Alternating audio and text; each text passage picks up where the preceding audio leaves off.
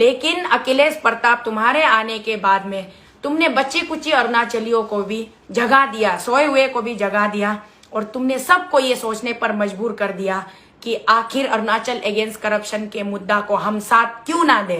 तुमने हमारी ताकत को चौगुनी बढ़ा दिया है अखिलेश प्रताप सिंह। तुम्हारे वजह से सारे अरुणाचल एक तरफा हो गए हैं आज, और वो सब एक आवाज बनकर गूंज रहे हैं।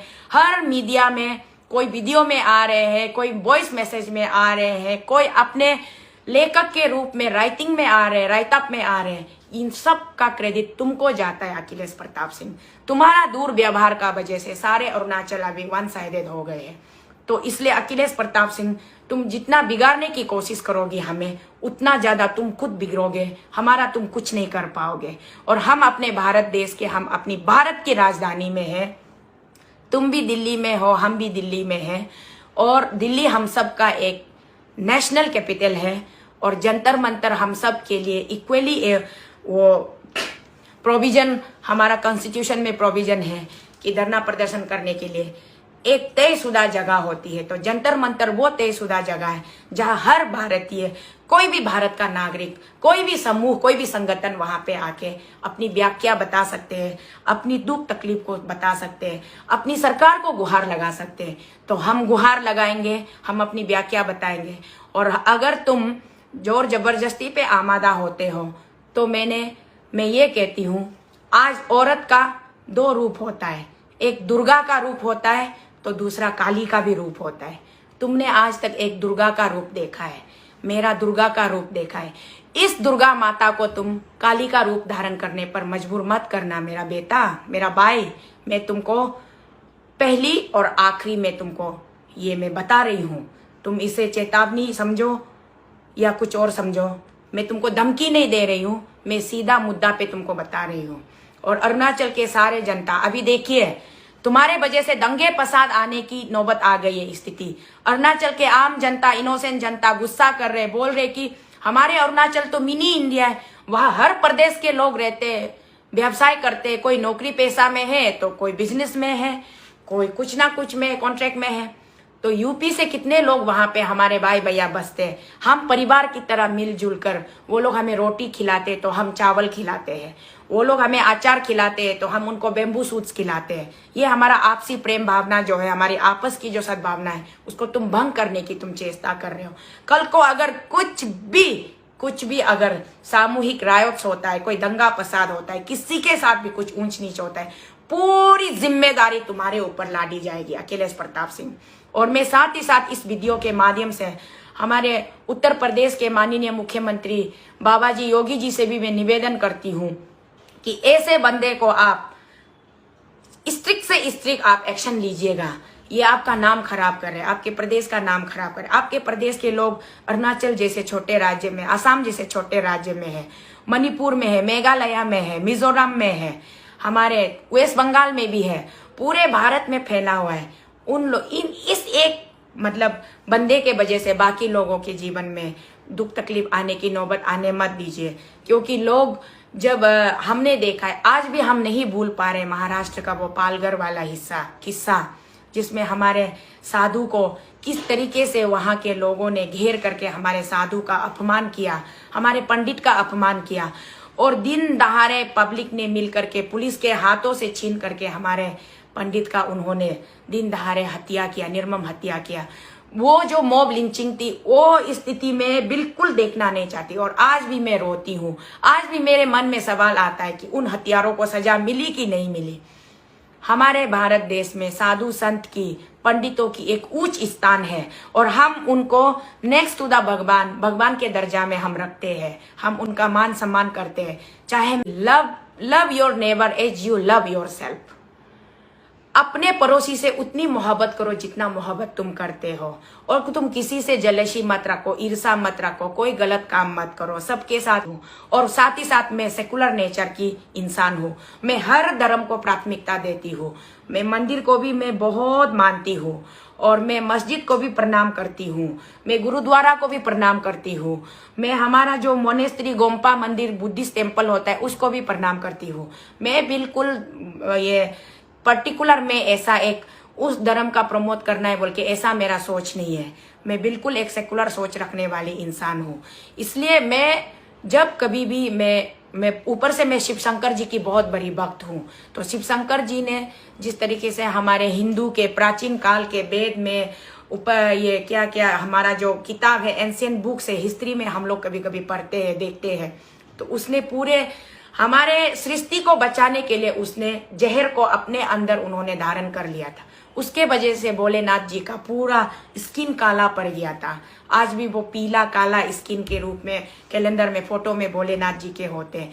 उसने अपना आहुति दिया है लोगों को बचाने के लिए, समुन्द्र से अमृत मंथन को निकालने के लिए जहर को उसने अपने अंदर धारण किया है। तो देखिए भारत की सभ्यता ये है कि हम अपने ऊपर कोई भी मुसीबतें हम लाद लेते हैं अपने लोगों की सुरक्षा के लिए, अपने लोगों के वेलफेयर के लिए। तो इसीलिए हम अपने अरुणाचल के लोगों का आवाज बन करके, पूरे 15 लाख अरुणाचल के आवाज बन करके हम यहाँ चल रहे हैं और हम दिल्ली पहुंचेंगे। जंतर मंतर में हम अरुणाचल के 15 लाख जनसंख्या के आवाज बन करके हम अपनी आवाज बुलंद करेंगे। हम अपने मुद्दों को रखेंगे, हम अपने प्रधानमंत्री जी से हम अपील करेंगे, गुहार करेंगे। उस बीच में आपकी कोई जरूरत नहीं है, तुम्हारी कोई जरूरत नहीं है, ना हमने तुमसे कुछ किया ना तुमसे हमारा कुछ पर्सनली लेना देना है। अरुणाचल से अखिलेश प्रताप सिंह का कुछ भी पर्सनली लेना देना नहीं है।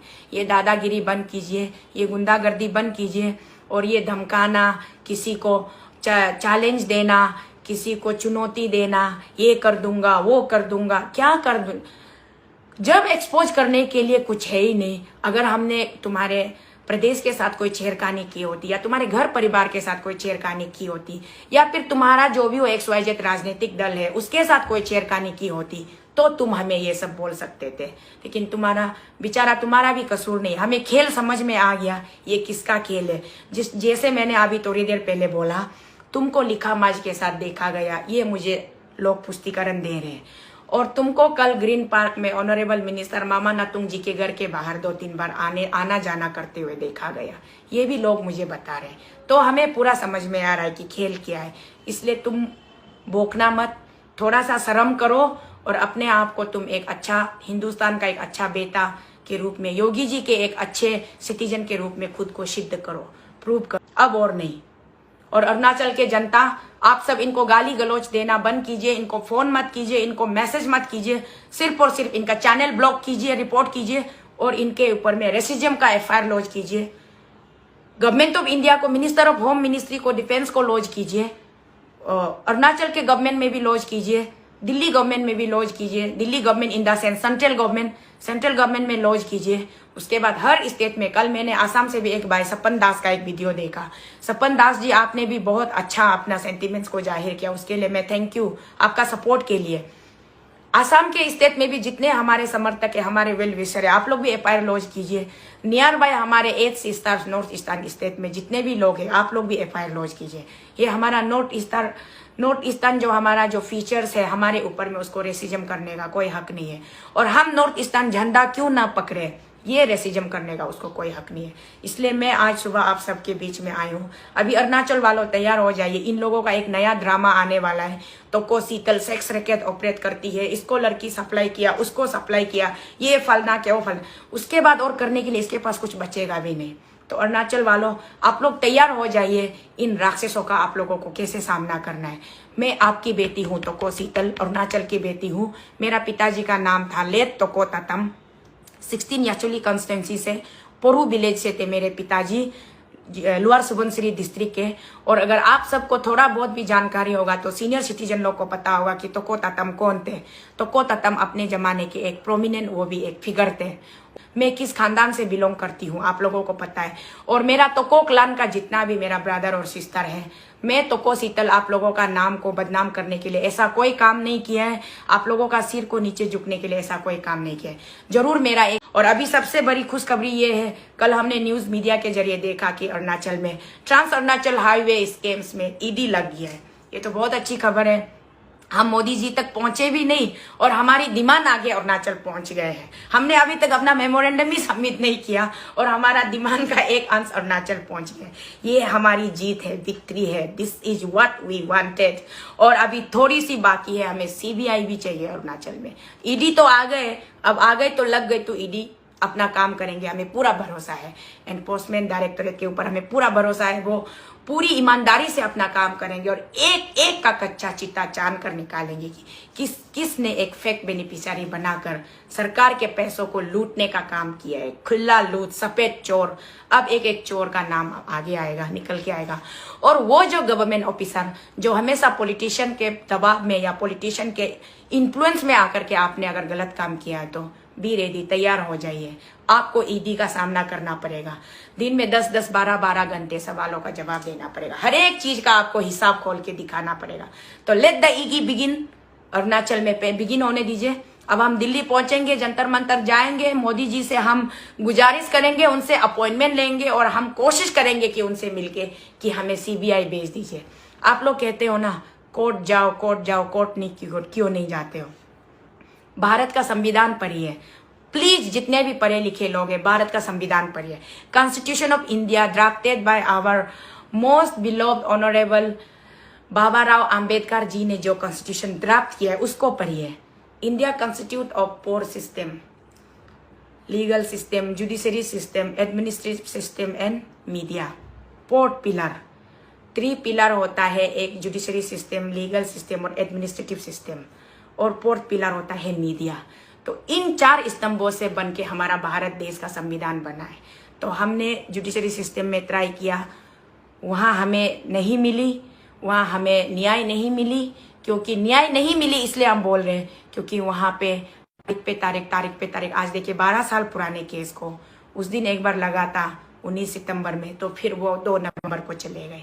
इस तरीके से हो के 12 साल से एक करप्शन का केस चल रहा है और उस पर जल्दी सुनवाई नहीं होने के वजह से उनको और ज्यादा एनकरेजमेंट मिल रहा है कि अरे चलो हम करते रहेंगे, कोर्ट का तो क्या है, वो धीरे धीरे चलता रहेगा, तब तक हम जितना लूट सके लूट लेंगे।